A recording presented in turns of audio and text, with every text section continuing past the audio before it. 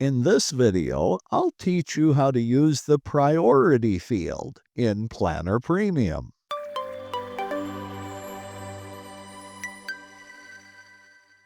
Did you know that in Planner Premium, you can designate tasks as either very high priority, medium priority, or even low priority? In this video, I'll teach you how to do that in Planner Premium, so let's get started.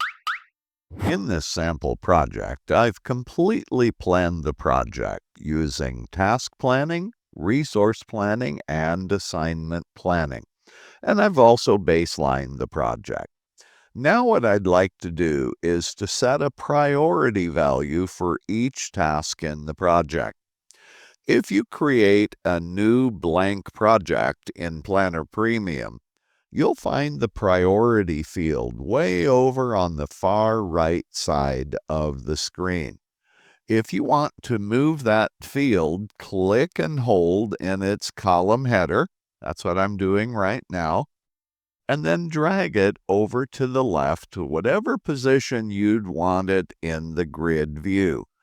I'd actually like it, for the purposes of planning, to be to the right of the task name column. You can see that initially a priority value of medium is set for every task in the project. That's really a good thing because all you need to do is specify which tasks are higher priority and which tasks are lower priority. Well, in this project, creating the exam questions, that is an urgent item. And reviewing the questions with the SMEs, that is an important item. And recruiting the test group for the exam, that is also an urgent item. So that's how to use the priority field in Planner Premium. Hey, thanks for watching my video.